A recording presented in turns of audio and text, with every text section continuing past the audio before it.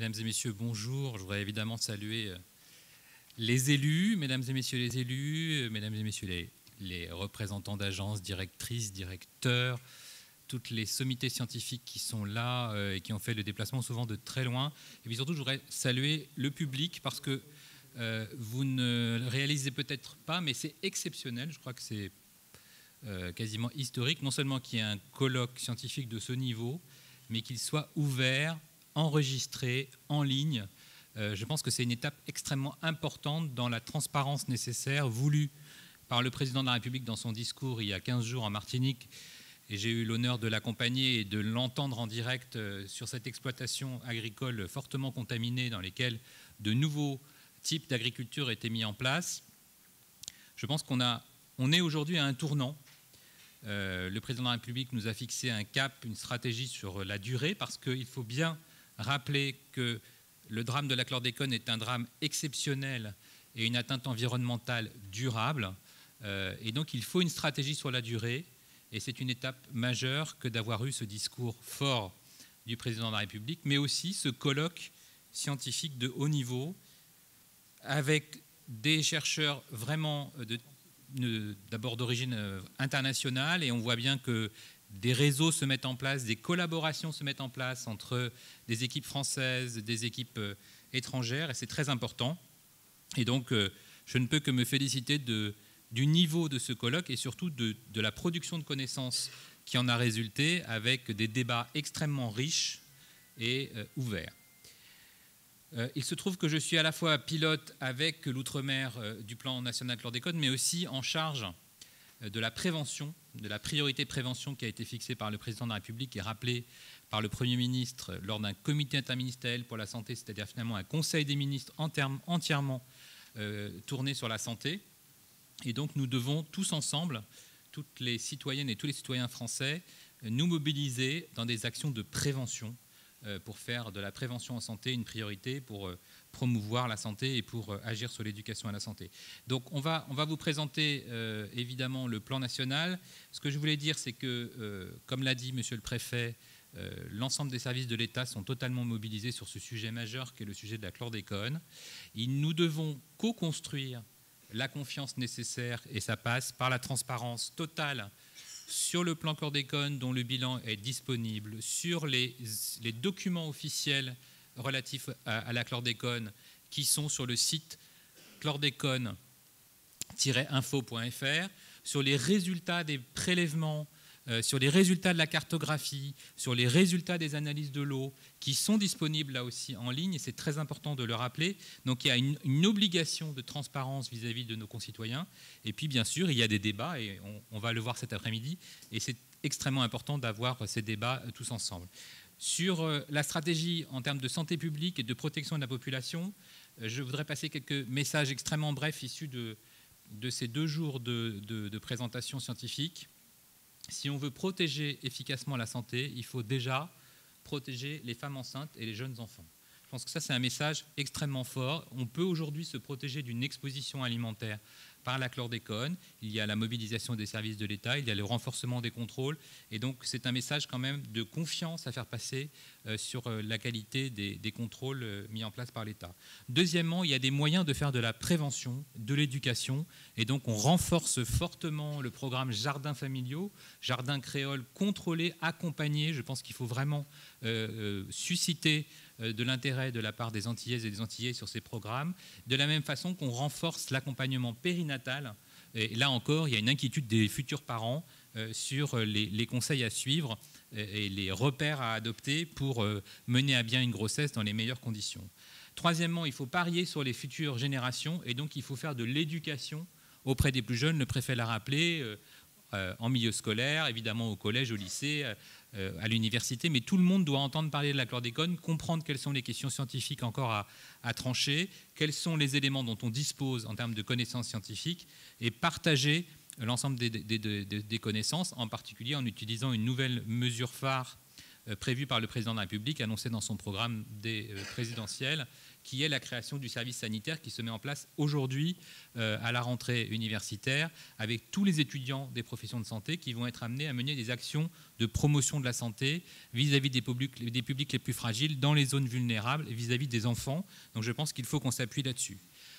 Quatrième point, la communication qui est fondamentale. On nous a fait la critique, et elle est tout à fait légitime, qu'on n'était pas suffisamment informé des actions de l'État, de tout ce qui se mettait en place.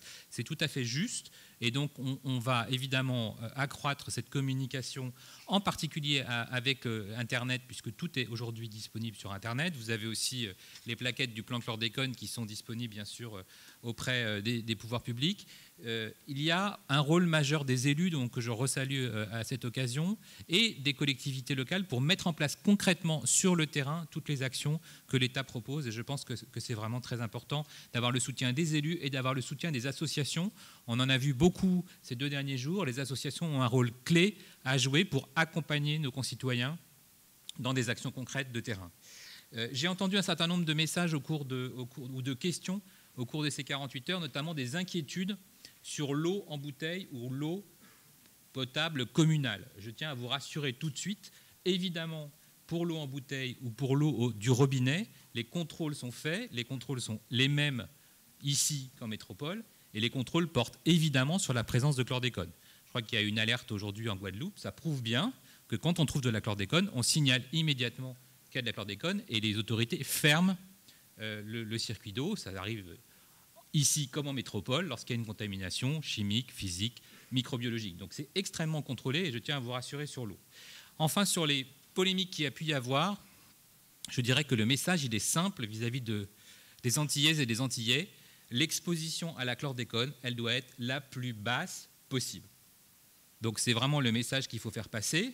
Il y a des moyens de se protéger, les circuits formels sont contrôlés, les circuits informels, on peut aussi proposer des actions de sécurisation, et donc on vous encourage fortement à sécuriser ces circuits informels. Et puis il y a le principe de précaution, et en particulier pour les femmes enceintes, il faut éviter de s'exposer accidentellement à une alimentation contaminée par la chlordécone lorsqu'on est dans un désir de grossesse ou lorsqu'on est au cours d'une grossesse. Donc vous voyez un certain nombre de messages comme cela. Et puis j'ai aussi des messages positifs. Je dirais que j'ai entendu beaucoup de demandes d'explication, et c'est très bien parce que la pédagogie est indispensable, mais surtout de demandes de participation. Et je pense que votre présence en nombre aujourd'hui le démontre. Les Antillaises et les Antillais veulent participer à des actions sur la chlordécone, que ce soit des actions d'éducation, des actions de terrain, et on peut même faire de la recherche, tous ensemble. C'est très important quand les citoyens se mettent à faire de la recherche, à collecter des données, à participer à une intervention. C'est quelque chose d'assez nouveau, parce que les chercheurs, jusqu'à maintenant, ils étaient plutôt dans l'entre-soi. Mais en tout cas, c'est extrêmement utile parce qu'on obtient une adhésion d'un seul coup des citoyens aux questions scientifiques. Et donc, plus on pourra favoriser le dialogue entre les autorités de l'État, les décideurs, les scientifiques et la population, plus on avancera tous ensemble vers la recherche de solutions pour l'avenir et pour protéger les générations de demain. Je vous présente très rapidement le plan, si on peut avoir le PowerPoint qu'on avait prévu. Il est enfin disponible. Donc, pour vous démontrer la mobilisation des services de l'État, on en est au 3e plan d'action nationale sur la chlordécone. Donc, vous voyez que le premier plan est en 2008. Vous savez que l'alerte date de 99-2000 avec des plans locaux, puis l'intégration de la préoccupation chlordécone dans le plan national santé-environnement et l'élaboration de plans nationaux dès 2008, puis 2011, puis ce 3e plan qui est en vigueur depuis 2014 et qui se termine en 2020. Mais bien entendu, il y aura une stratégie renforcée, une stratégie concertée à proposer tous ensemble pour l'après-2020. Les grands objectifs, vous les connaissez, améliorer la qualité de vie, c'est fondamental avec l'information, réduire l'exposition des populations et protéger les plus vulnérables, poursuivre et amplifier les actions de recherche. On a besoin de tous les acteurs de la recherche. On a noté en particulier une faible participation de ce qu'on appelle les sciences sociales et humaines, qui sont évidemment un champ gigantesque, qui embrasse tous les comportements, les ressentis, les réactions des populations. C'est des sciences fondamentales aujourd'hui pour comprendre ce qu'il se passe face à un phénomène comme la chlordécone. Et donc, on sera très attentif Je salue ici les représentants des 2 alliances de recherche que sont Alenvie et Avison, c'est-à-dire les alliances sur la vie et la santé et les alliances qui concernent les acteurs autour de l'environnement. Et il y aura évidemment à convaincre aussi les acteurs d'Athéna, donc cette 3e alliance qui concerne les sciences sociales et humaines, de s'investir encore plus dans la préparation du 4e plan. Un point sur le budget. Oui, donc alors, le 3e plan chlordécone, je rappelle les 2 premiers 2008-2010, le 2e 2011-2013 et le 3e, on y est en ce moment, plus long, calqué un petit peu sur la programmation européenne, 2014-2020. Le plan chlordécone, c'est 21 actions. Vous avez le détail de toutes ces actions et leurs bilans qui sont publics. Vous les trouvez sur le site du ministère de la Santé et sur le site du ministère des Outre-mer. Donc tout ce qu'on va vous présenter est accessible publiquement de manière plus détaillée. Le 3e plan chlordécone, c'est 28,5 millions d'euros de participation de l'État. C'est 6 ministères, donc les 2 ministères pilotes, ministère de la Santé et ministère des Outre-mer, mais aussi le ministère de l'Agriculture, le ministère de l'Économie et des Finances, le ministère de l'Écologie et le ministère de la Recherche. Donc 2 territoires, 2 agences régionales de santé, et puis tous les partenaires locaux, car il y a des COPIL nationaux au niveau parisien avec toutes les administrations centrales, mais il y a aussi des groupes de pilotage locaux sous la présidence des préfets qui, eux, regroupent tous les acteurs, y compris les associations, qui peuvent s'exprimer afin qu'il y ait une totale transparence sur le plan. Alors ce plan, rapidement, c'est plus de 15 000 analyses de sol qui ont été faites pour essayer de cartographier le territoire. Cette cartographie, elle n'est pas terminée, vous le savez, mais on a pris des engagements pour que cette cartographie soit complète dans les 2 à 3 ans qui viennent. C'est plus de 2500 contrôles par an qui sont faits par les services de l'État localement sur le terrain.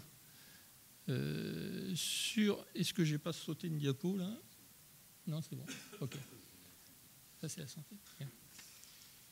Voilà. Sur l'axe 1, donc protéger et prévenir, l'objectif principal, je vous rappelle, c'est réduire l'exposition alimentaire de la population, prévenir les effets sur la santé, accompagner les agriculteurs, et on pourra vous en reparler s'il y a des questions, pour la production de denrées adaptées à la situation de leur terrain, car on peut cultiver en fonction du terrain. Améliorer la cartographie et publier la cartographie. Vous savez qu'aujourd'hui, c'est effectivement en ligne, et c'est un engagement aussi du président de la République que d'accroître les connaissances sur la cartographie des zones encore non connues. Accompagner les particuliers, et j'insiste sur le fait que grâce au soutien du directeur général de l'ARS, on va renforcer encore ce programme JAFA, c'est-à-dire de jardins familiaux où il n'y a pas que des prélèvements de sol, mais tout un accompagnement familial sur la création d'un jardin créole de qualité et sûr pour toute la famille. Déployer des programmes de prévention en santé, et donc il y a évidemment les programmes d'éducation, des programmes de promotion, de prévention en santé, mais surtout des programmes adaptés au public, en particulier vis-à-vis des jeunes et en particulier vis-à-vis de la période à risque, qui est la période de périnatalité. Informer la population sur les recommandations, sur les gestes, les bons gestes à adopter tous ensemble pour se protéger au maximum, et prendre des mesures de gestion adaptées. On a parlé de la surveillance ou de l'interdiction de certaines zones de pêche ou des retraits de denrées contaminées. Alors, les contrôles qui sont faits, ce sont des contrôles qui sont faits sur les terrains par les services de l'État. Les contrôles concernent les aliments, l'eau, les sols et les zones de pêche. Alors, il y a évidemment des conséquences, puisque vous savez qu'il y a pratiquement 30% des zones côtières qui sont interdites de pêche en Martinique et en Guadeloupe. Tout ceci afin de garantir la sécurité sanitaire de la population, et les taux de conformité que l'on observe dans les contrôles qui sont faits par les services de l'État sont de plus de 95%. Ces contrôles, je le rappelle, ce sont des contrôles qui sont faits sur les circuits qui sont connus des services de l'État, sur lesquels des contrôles officiels peuvent être faits. Comme l'a rappelé le professeur Salomon, il existe d'autres sources d'approvisionnement pour la population, qu'on appelle les circuits informels, qui ne font pas l'objet de contrôles officiels. Ce que nous disent les agences, c'est qu'actuellement, l'exposition de la population, elle est majoritairement due aux circuits informels. Circuits informels, qu'est-ce que ça veut dire? Ça ne veut pas dire les circuits illégaux. Il y a des circuits illégaux, mais il y a aussi tout le mode d'approvisionnement traditionnel et culturel que l'on trouve aux Antilles et qui n'est pas question de remettre en cause. C'est les pratiques d'autoconsommation familiale ou d'échange entre voisins, entre familles, d'une production familiale, et ceci n'est évidemment pas illégal. Par contre, ce que nous disent les agences, c'est qu'aujourd'hui, c'est ce mode d'approvisionnement qu'il est principalement responsable de l'exposition de la population, et peut-être qu'au travers du plan 4, il faudra qu'on accentue notre action en cette direction. Comme l'a dit le professeur Salomon, on sait faire, on sait autoriser et construire un mode de production familiale qui va pouvoir donner à la population des aliments sains. Mais faut-il encore que ces personnes se rapprochent de nous, hein, et aujourd'hui, c'est ce qu'on appelle effectivement les produits Jaffa. Mais parallèlement à ça, le président de la République a dit qu'on devait aller vers le zéro chlordécone. Alors, zéro chlordécone, on sait très bien qu'aujourd'hui, on n'y est pas, et que même on n'y est pas dans beaucoup de produits pesticides. Il existe des LMR, il y a beaucoup de denrées sur lesquelles on n'est pas à zéro. Simplement, on essaye d'aller le plus bas possible. La particularité de la chlordécone, c'est que ce n'est pas un produit autorisé. Donc normalement, on n'utilise pas les LMR pour les produits interdits. C'est un polluant de l'environnement, et donc l'ANSES, dans son dernier avis, propose une nouvelle approche, hein, que nous allons devoir développer aussi dans le plan numéro 4. C'est, compte tenu de la situation très particulière des Antilles, comment aller vers le taux le plus bas possible. Et ceci va aller de pair, néanmoins, avec un renforcement des contrôles. Parce qu'il faut de l'accompagnement, mais il faut aussi des contrôles. Et les contrôles, il y en a beaucoup, mais dans le plan 4, nous allons encore les développer. Alors sur un sujet évidemment majeur qui est celui de la surveillance de la population, de la surveillance de l'état de santé de la population et des effets sanitaires de la chlordécone, il y a énormément d'études et je félicite les chercheurs qui sont dans la continuité de la surveillance. Il y a des études très récentes que vous avez vues publiées et qui sont en tout cas disponibles si vous le souhaitez, qui sont notamment les études Canaries, menées par l'ANSES et par Santé publique France sur l'imprégnation, l'exposition, les sources d'exposition. Il y a toutes les études en population qui utilisent des registres. Aux Antilles, on a des registres de malformations, on a des registres de cancer, on a des cohortes qui sont des grands outils épidémiologiques qui permettent de surveiller la population en les accompagnant. Et donc, ce n'est pas du rétrospectif, c'est du prospectif. On inclut les personnes et on les suit pendant des mois, des années. C'est extrêmement utile pour fournir des connaissances de qualité, notamment sur des questions scientifiques majeures que vous avez sur y a-t-il un effet de la chlordécone sur la fertilité, y a-t-il un effet de la chlordécone sur certaines malformations, y a-t-il un effet de la chlordécone sur les femmes enceintes, sur les enfants. Donc toutes ces questions obtiennent des réponses et on les donnera évidemment autant que vous le souhaitez sur différentes pathologies grâce à ces outils qui vont évidemment demeurer ici aux Antilles. Et puis on accompagne les populations impactées pour tout ce qui est prise en charge, évidemment, et accompagnement de certaines pathologies. C'est absolument fondamental, et c'est ce qui se passe sur l'ensemble du territoire national. De la même façon, puisque c'est un drame environnemental, il faut qu'on ait un lien entre l'exposition et la surveillance de l'environnement pour avoir le maximum d'informations de cette cartographie active qui est en cours de constitution et qui est un outil très utile.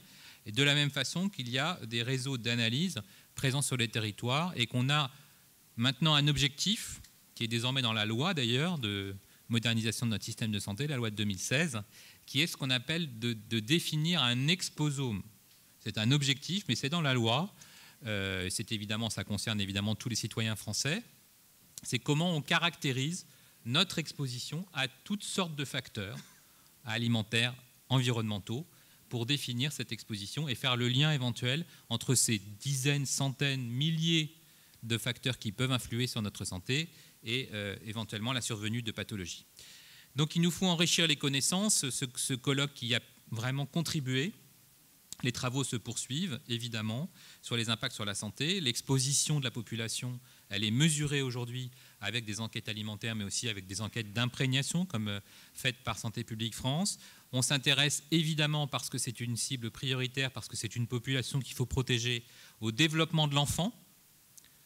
Donc il y a des cohortes, notamment la cohorte Timoun qui se poursuit. On était chez les tout petits, on est arrivé à 7 ans. On va bientôt avoir des données sur les enfants à l'âge de la puberté. Et puis sur le risque de cancer, on a la chance d'avoir le président de l'Institut du cancer qui vous donnera évidemment des renseignements beaucoup plus précis sur la situation des cancers aux Antilles, et puis sur la question importante, évidemment, pour les Antillais, qui est la question du lien entre l'exposition à la chlordécone et la survenue de cancer de la prostate.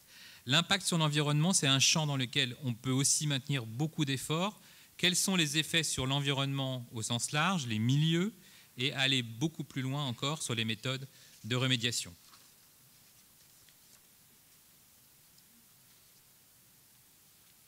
Alors, dans le plan chlordécone 3, nous avons développé tout un axe sur l'accompagnement des acteurs économiques directement impactés par la pollution à la chlordécone.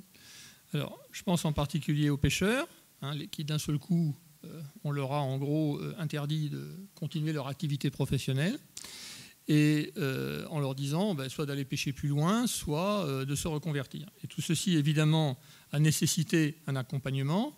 Cet accompagnement, il s'est fait en plusieurs phases. Il y a eu plus de 7,8 millions d'euros qui ont été mis à disposition dans les plans 1 et dans les plans 2 pour à la fois de l'indemnisation, mais aussi des aides à la reconversion professionnelle. Et puis, il y a dans le plan 3 plus de 3 millions d'euros qui sont consacrés. Donc, on en est à plus de 11 millions pour les pêcheurs. Vous savez aussi, même si ça ne fait pas partie du plan chlordécone, que désormais, il va être possible d'apporter des aides au renouvellement de la flotte. Et dans ce cadre-là, on pourra envisager la mise en place d'aides pour pouvoir d'avoir des nouveaux navires plus performants qui permettront d'aller plus au loin, aller pêcher des espèces qui ne sont pas contaminées par la chlordécone. Pour les agriculteurs, donc, il y a eu des accompagnements dans les plans 1, 2 et 3, afin, et ça a été bien débattu dans l'atelier agriculture, d'accompagner les agriculteurs sur la façon dont il faut procéder pour avoir et produire des aliments sains sur des sols qui sont contaminés. En particulier, et ça a été dit par les chercheurs, qu'il était possible de décontaminer les animaux, de même qu'on observe un peu ce même phénomène chez l'homme, où on constate qu'en l'absence d'exposition, eh bien, les taux de chlordéconémie ont tendance à baisser assez rapidement. Eh bien, chez les animaux, c'est pareil. Donc, toutes ces actions sont possibles. Là, on annonce que suite à de nouvelles données plus récentes, il va y avoir une baisse des LMR, et ces LMR, dans la viande bovine, vont évidemment avoir pour conséquence un impact pour les agriculteurs. Et donc ces agriculteurs seront accompagnés pour qu'ils mettent en place les mesures qui ont été développées par les chercheurs pour décontaminer les animaux, pour qu'une fois que l'animal arrive à l'abattoir, eh bien cet animal puisse être mis à la consommation.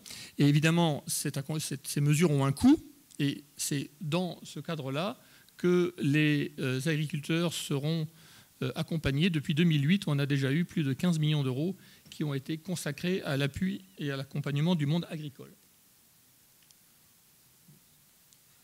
Et donc pour conclure, même si vous avez noté que ce plan est extrêmement vaste, je dirais que l'essentiel, c'est qu'on partage les informations sur ce plan. Donc la synthèse du plan, on vous l'a dit, est disponible. Les plaquettes sur le plan chlordécone sont disponibles. Plus globalement, tout ce qui concerne officiellement la chlordécone est aujourd'hui disponible sur le site chlordécone-info.fr. Il y a aussi les résultats des prélèvements d'eau, quelle que soit votre commune sur le territoire national, qui sont disponibles. Et de la même façon, l'ARS est évidemment à votre service si vous avez des questions spécifiques sur la qualité de l'eau. Le ministère de la Santé publie ses résultats, le site servicepublic.fr aussi. Plus globalement, on a eu beaucoup de questions sur l'état de santé de la population et sur les incidences de cancer.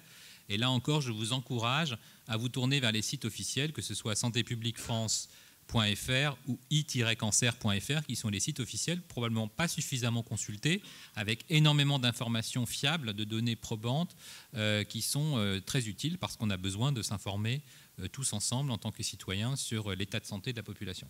Voilà, c'est une présentation très brève du plan national. Ce que je voulais vous dire aussi, parce que c'est peut-être pas suffisamment su, c'est qu'il y a une coordination évidemment entre les administrations centrales concernées, mais il y a une très forte coordination entre les administrations centrales, le préfet de région qui pilote le plan au niveau local. Évidemment, on travaille en étroite collaboration entre ces deux traductions du plan, à la fois avec les actions du PIT et puis les actions nationales qui sont aussi nécessaires pour aller coordonner l'action de l'État. Ces comités de pilotage sont ouverts à de très nombreux représentants et aux associations. Donc l'idée est d'en faire vraiment un comité de pilotage très co-constructif, c'est le terme le plus adapté, je trouve, pour que le plan non seulement soit connu, soit cohérent avec les attentes des populations, mais surtout soit bien appréhendé par la population, parce qu'il faut que la population s'approprie ses propres demandes et ses propres actions. Sinon, on peut toujours décider d'actions qui n'auront aucun intérêt pour la population ou que la population pourrait ne pas accepter. Donc il faut vraiment qu'on soit dans ce dialogue permanent pour écouter les attentes, écouter les inquiétudes, entendre les idées qui sont souvent extrêmement pertinentes du terrain et adapter les actions des services ici aux Antilles et des services qui soutiennent l'action depuis Paris. Donc voilà ce que je voulais vous dire, et puis évidemment on est à votre disposition pour l'ensemble des questions que vous aurez.